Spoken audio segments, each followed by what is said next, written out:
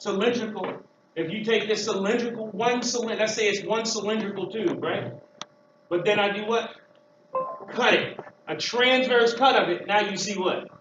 You see that diameter? That's what I said when we talked about blood vessels. So if we should take a transverse cut of the actual muscle, now we get a chance to see our actual what? Cell. But let's make it clear. Right? When I do this, and when I show you this illustration, it's not what you can see with the naked eye. No, let's not get that. Let's not mistake the scenario with cells again. We can't see with our naked eye cells. Okay? Can't see. Okay? I'll let you know what we can see with the naked eye, but we can't see cells with the naked eye. So when I display this, it's not to say that's what you can see as soon as you do a transfection. So what we're going to see when we look at the cell, when we look at a particular muscle cell, that's him right here. All right? When we look at a muscle cell, that's it. A cylindrical what? Structure. A cylindrical structure. But now I want to be clear about what's inside this shell. What's inside this cell are what we call myofibrils.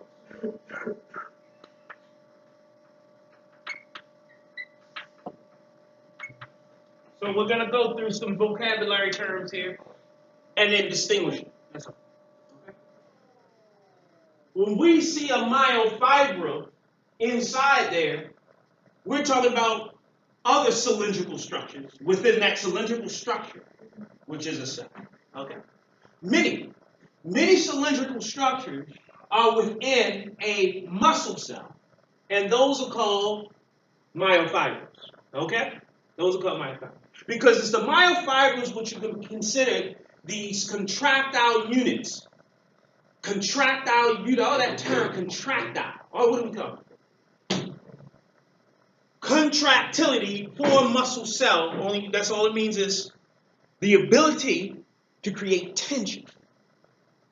The ability to create tension. So when I talked about how a muscle cell shortens and then relaxes, in that process of shortening, it generates what? Tension. In that process of him shortening, it generates tension.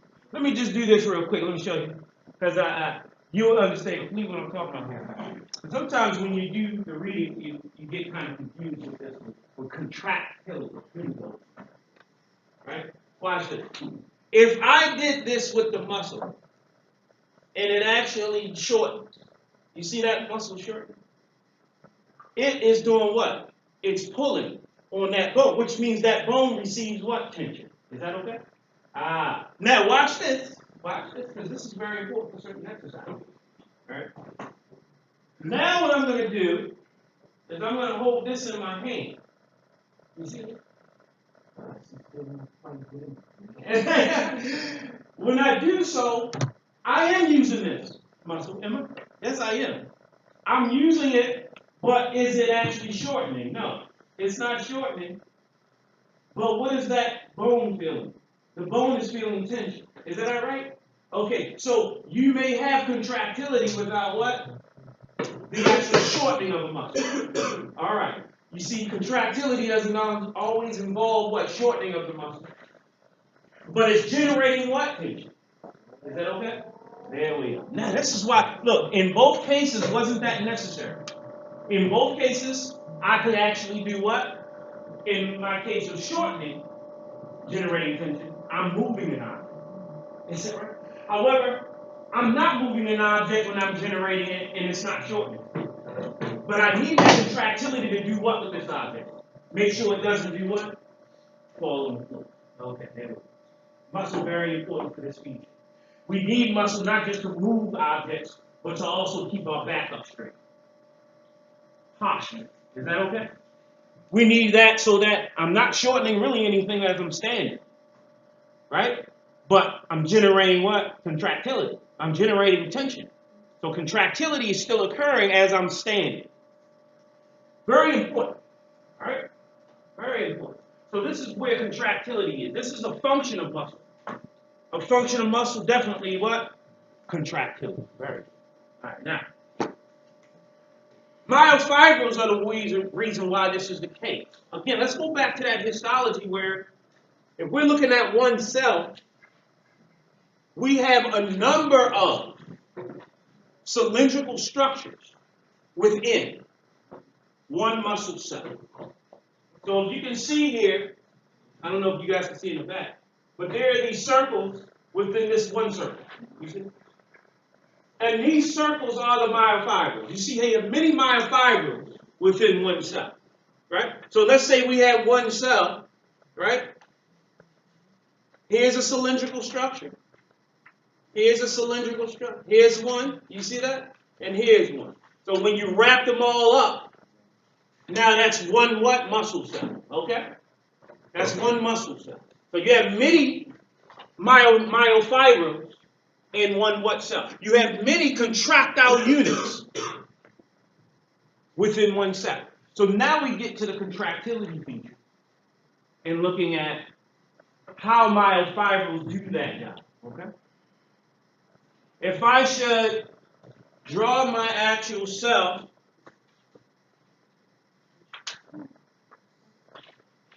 my cylindrical structure, which is a cell, within that cell, I'm going to have many myofibrils. Other cylindrical structures within that cell. Myofibril, many of them, my cell. Okay? You got that? And by the way, just another vocabulary term.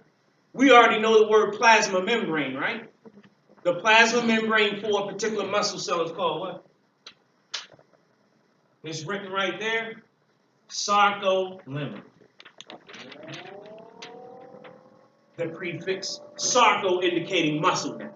Is that okay? Very good. Sarcolemma. But within that, many myofibrils. And now what we see with a myofibril, okay, is this feature. If I should take this muscle cell out, look at all of these what? Myofibrils, okay? And let's peek at this guy here.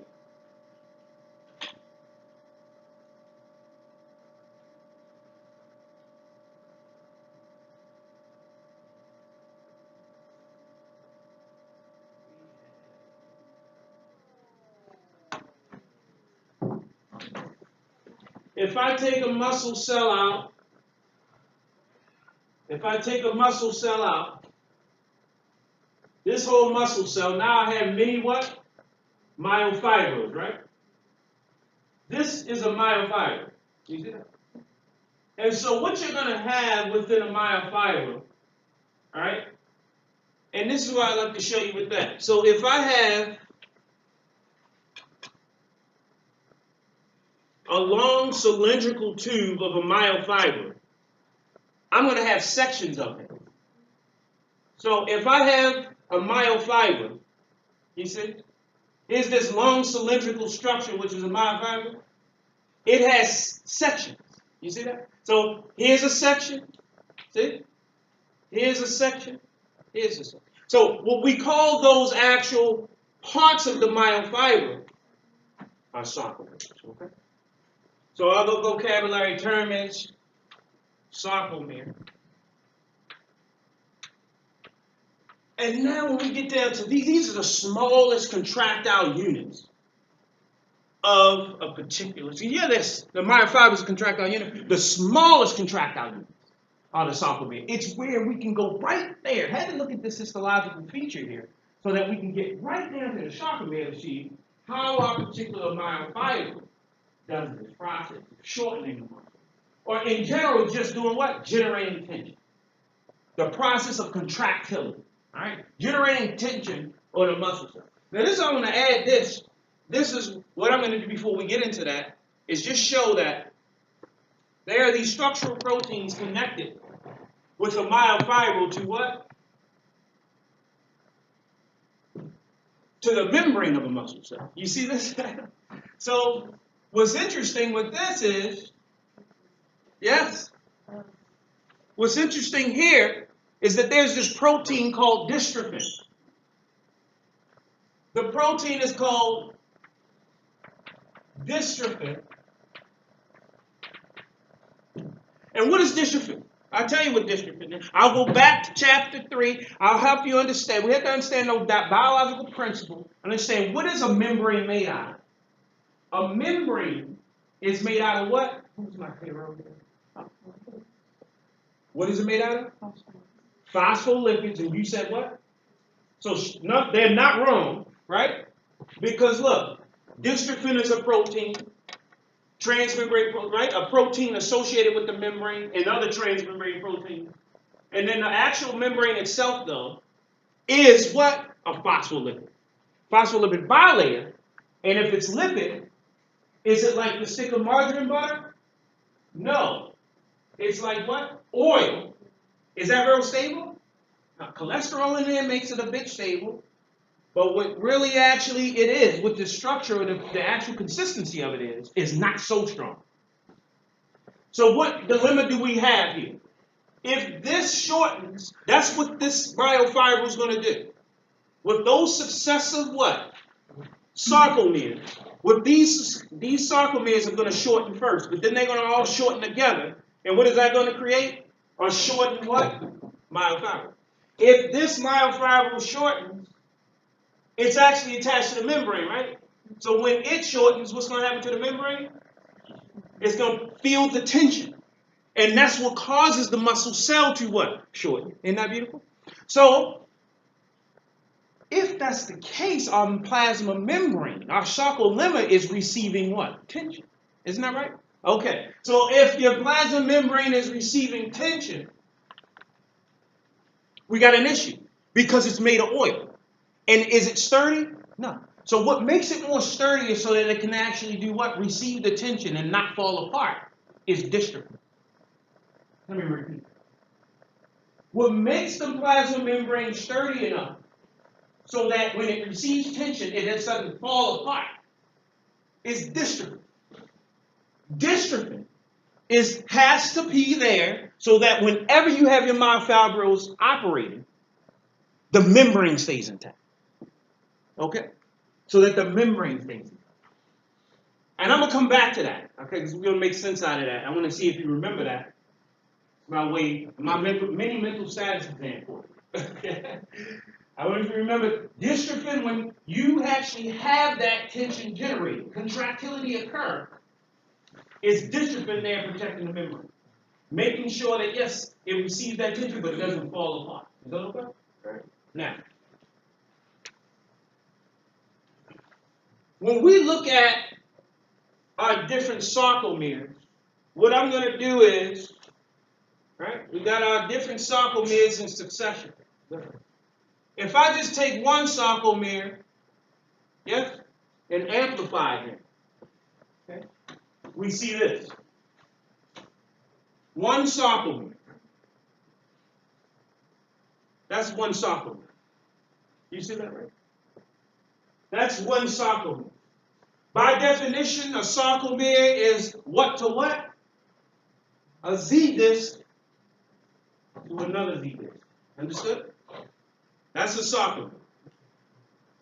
So what we're going to do then is we're going to look at that feature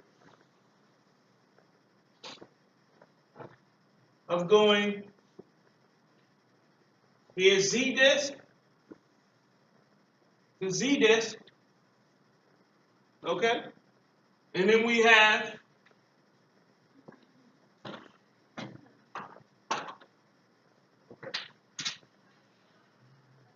see my red.